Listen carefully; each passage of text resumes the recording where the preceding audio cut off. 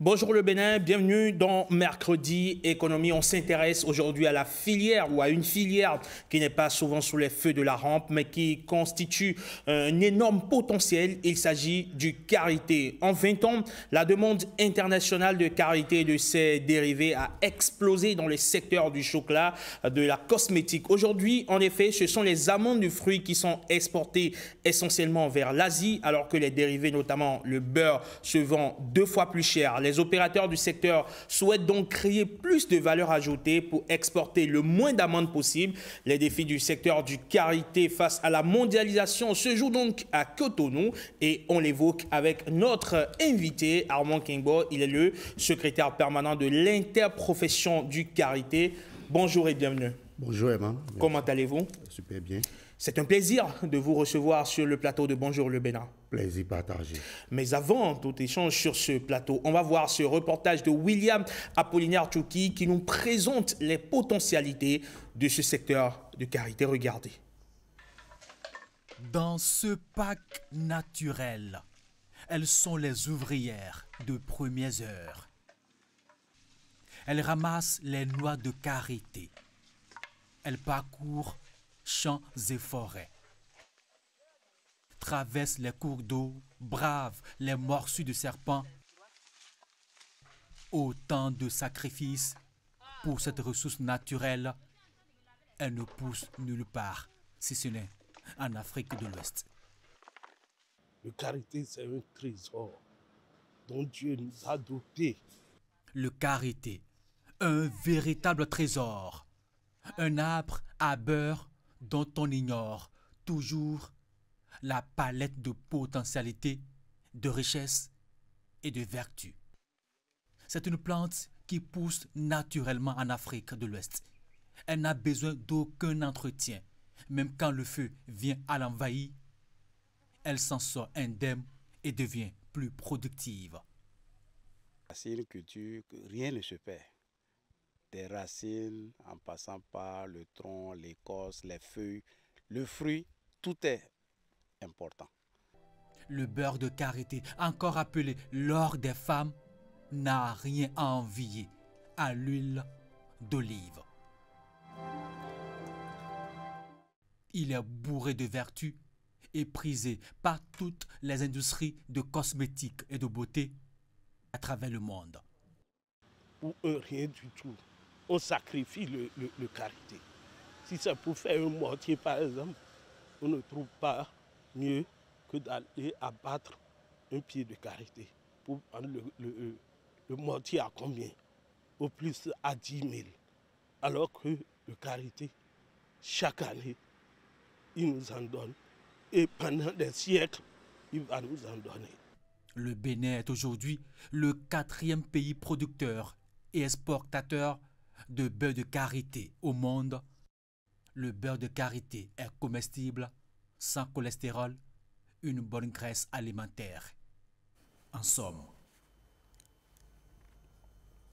Alors Armand Kingbo, vous venez de voir ce reportage et vous êtes là pour nous en dire un peu plus sur cette 16e conférence internationale du karité qui a lieu donc à Cotonou. Le reportage dit vrai? Oui, le reportage dit vrai. Le karité, c'est un produit à très grande valeur ajoutée dans les pays producteurs, ce qui a fait qu'on s'est réunis à Cotonou pour cette session du 19 au 21 pour discuter de l'industrie mondiale du karité, des défis qui se posent à nous et proposer des pistes de solutions pour pouvoir assurer l'approvisionnement et préserver également les parcs à karité. Et pourquoi le Bénin a-t-il été choisi pour accueillir cet événement? C'est pour la 3e fois, non? C'est pour la 3e fois. On a déjà abrité en 2017 l'avant-dernière et puis cette année pour la 3e édition que nous sommes en train d'organiser au Bénin. Le Bénin, vous voyez, en matière d'infrastructure quand même, on a une plateforme quand même qui permet d'accueillir tout ce qui est par tête d'experts, tout ce qui est industriel, qui sont en Europe, qui sont aux États-Unis, qui sont en Asie et qui consomment le beurre de karité. Donc, c'est toutes ces infrastructures qui ont favorisé le choix du Bénin lorsque nous avons soumis un dossier. Nous avons soumis un dossier au niveau mondial et le Bénin a été retenu. Et c'est ce qui a fait que ça se déroule aujourd'hui dans notre pays. D'accord. Alors, quelle est l'importance du karité pour les pays producteurs comme le Bénin, le Nigeria, la Côte d'Ivoire, le Ghana, le Mali et le Burkina Faso? C'est incroyable.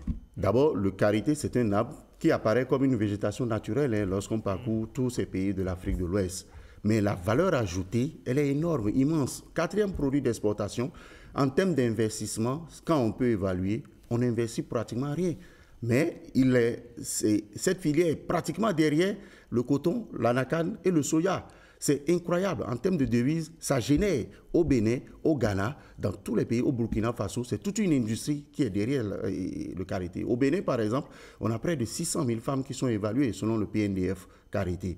Donc, vous voyez, ça a un très fort impact social. La plupart des acteurs à la base ne sont que des femmes rurales, Peul, Dindi, Ouama, et Ditamari et autres. Vous imaginez l'impact de l'économie au niveau de la femme rurale, ça permet la scolarisation des enfants. Parce qu'elles assurent ce rôle et elles accompagnent leur mari. Ça stabilise les foyers. Vous voyez, c'est en période de soudure que le karité se ramasse. En période de soudure et en période de pré-rentrée. Donc, c'est l'agent du karité qui a élevé beaucoup de cadres et de ministres aujourd'hui qui sont dans le gouvernement. Donc, c'est très, très important. Cette économie, elle est à soutenir, elle est à encadrer, elle est à protéger. Parce que vous voyez, l'arbre, ça met près de 20 ans avant d'entrer en production. C'est tous ces défis que nous avons abordés au cours de ces 3 jours au niveau de la conférence mondiale qui se déroule et qui continue encore ce matin. Et cette conférence, justement, s'articule autour d'une thématique, l'avenir du karité, créer un commerce gagnant-gagnant. Quand vous parlez de commerce gagnant-gagnant dans le contexte de la filière karité, c'est quoi?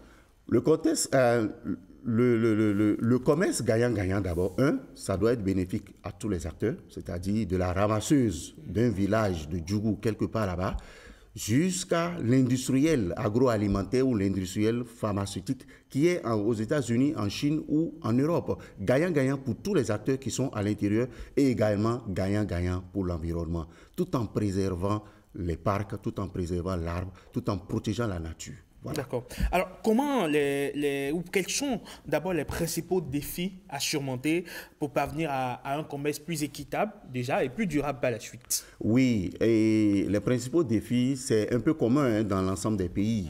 Sécurisation de l'approvisionnement. Lorsqu'on parle de sécurisation de l'approvisionnement, ça prend en compte tout ce qui est activité déjà que les femmes mènent et qui puisse permettre de garantir le produit aux industries de transformation. Garantie parce que les industries investissent des milliards pour se mettre en place. Et ils doivent satisfaire un marché sur lequel c'est des engagements qui sont pris sur des années. Donc la sécurisation, c'est un gros défi sur lequel nous avons tenu plusieurs panels. Et également, nous avons la réglementation disparate entre les pays. Parce qu'au-delà de tout, nous sommes dans un marché mondial. Mais les réglementations nationales sont différentes. Et des fois, avec les priorités des États, donc il faut faire avec et travailler pour accompagner surtout nos États à atteindre les objectifs de modernisation et d'industrialisation de la filière karité. Il y a aussi le défi de la préservation des parcs à karité que nous avons abordé avec plusieurs initiatives qui sont déjà mises en œuvre au Bénin comme pays pionnier et dans d'autres pays, le Ghana, le Burkina, et qui consiste à préserver les parcs sous des conventions locales, c'est-à-dire des réglementations locales mises en place par les populations elles-mêmes. D'accord. Voilà. Et comment les pays producteurs peuvent-ils augmenter aujourd'hui la valeur ajoutée de leur production de karité? Oui, c'est très simple. Le karité aujourd'hui entre dans la chocolaterie. Le chocolat, c'est pas au Bénin on produit ça. Le chocolat, c'est en Europe, c'est aux États-Unis. Étant donné que le karité est un concurrent du cacao, c'est-à-dire lorsque les cours de l'un ou l'autre montent, on prend l'autre comme substitut, c'est déjà le premier facteur qui a entraîné cette croissance sans limite depuis près de 10 ans, où chaque année la demande est très forte. Et cette demande maintenant, c'est un challenge qui se pose à nous parce que nous devons satisfaire cette demande l'ensemble des pays. C'est pourquoi nous nous sommes organisés en un réseau mondial qu'on appelle l'Alliance globale du karité. Nous sommes membres. C'est comme une fêtière mondiale que nous avons mise en place et qui est basée à Accra. Donc, cette alliance nous a amené quand même avec l'interprofession karité Bénin au Bénin et a accueilli tous nos hôtes de tous les pays, les industriels et autres, afin qu'on puisse réfléchir à tête reposée sur l'ensemble des solutions possibles. Et il y en a eu, On en a noté suffisamment que nous allons transmettre au ministre du Commerce, de l'Industrie, et au ministre de l'Industrie et du Commerce, également au ministre de l'Agriculture, de l'Élevage et de la Pêche. Et les autres pays aussi feront de même dans leur pays à la fin de la conférence. Justement, vous étiez en train de parler de ce potentiel-là du karité sur le marché mondial de la cosmétique, de l'agroalimentaire et d'autres industries. Est-ce qu'on a des chiffres aujourd'hui dans ce sens? Bon, les chiffres existent. Nous avons des rapports des études qui ont été réalisées avec la FAO et avec la LMC. Il faut noter que la demande mondiale, elle est satisfaite à peu près 50 ou 60%. Donc, elle demeure encore très forte au niveau mondial et les attentes sont là. Le karité, aujourd'hui au Bénin, par exemple, n'est pas exploité à son plein potentiel parce que les estimations donnent le fait qu'on a accès à peu près à 50% de ce qui est disponible. Le reste est très éloigné des villages. Ça se trouve dans les forêts classées, ça se trouve dans les zones très éloignées où la sécurité, vous voyez, est un peu... Voilà, l'inquiétude pour les femmes pour se rendre à 30 km de leur village pour aller ramasser, elle est de mise. Mais nous travaillons avec tous ceux qui sont des acteurs qui tournent autour de ces parcs ou de ces ressources, réserves, sous protection, par exemple, au Bénin, par la DGFC, la Direction générale des eaux, forêts et chasses. Nous travaillons à travers plusieurs initiatives. Et eux aussi nous accompagnent à travers d'autres projets qu'ils montent en leur sein, mais qui impactent la filière karité. D'accord. Alors, on sait que le karité, c'est ce que je peux appeler un arbre roi parce qu'il a choisi de pousser dans un territoire, enfin, sur une surface géographique donnée, notamment en Afrique de l'Ouest. Est-ce qu'il y a aujourd'hui des recherches pour pouvoir l'étendre, pourquoi pas, dans d'autres régions? Oui, pour le moment, l'extension au niveau de l'Europe ou des autres pays a montré sa limite. Sinon, aujourd'hui, on aurait déjà des plantations créées en Europe et autres concurrentielles. Parce que la croissance, elle est très lente. C'est une espèce très longevive, comme je l'ai dit. Et les recherches, c'est-à-dire les aspects que nous sommes en train de prioriser, c'est beaucoup plus comment avoir des variétés à cycle court. Et pour cela, nous avons réuni les experts du monde. ICRAF était là. Nous avons également amené le CIFOR. Nous avons amené l'INRAB. Les institutions de recherche du Ghana, du Burkina, ils étaient réunis. Et nous avons discuté, nous avons vu comment les avancées ont eu lieu. Et la Côte d'Ivoire également a présenté des résultats quand même très encourageants au niveau de la biotechnologie, avec des vitroplans de karité, c'est-à-dire des plants produits à partir des prélèvements de tissus de l'arbre, simplement pour produire un nouveau individu. Et nous avons vu ces images. Maintenant, c'est le suivi dans le temps pour voir, est-ce que c'est en 10 ans, est-ce que c'est en 5 ans que ces nouveaux individus ou ces nouvelles variétés vont entrer en production. Nous y travaillons. Nous travaillons également sur le greffage du karité. Aujourd'hui, le karité se greffe et lorsqu'on arrive à greffer le karité sur un sauvageon, je vous assure, dès la date du greffage, en 1, 2, 3 ans, il y a des rameaux qui commencent par produire des fruits. Nous avons eu des cas. Et ça a été présenté au cours de cette conférence où déjà, à partir de la date de greffage, 1, 2, 3 ans maximum déjà, le nouveau individu entre en production. C'est des techniques que nous sommes en train de recenser et la diffusion se fera également à travers les rapports et les publications que nous ferons après cette conférence mondiale. Très bien. Cette conférence qui prend fin aujourd'hui, 21 mai 2025, mais justement, quelles sont les perspectives d'avenir pour la filière en Afrique de l'Ouest et sur le marché international? Oui, les perspectives d'avenir, d'abord, c'est une meilleure réorganisation ou structuration. Et nous y travaillons avec l'Alliance globale du karité, l'interprofession karité Bénin et les interprofessions sœurs.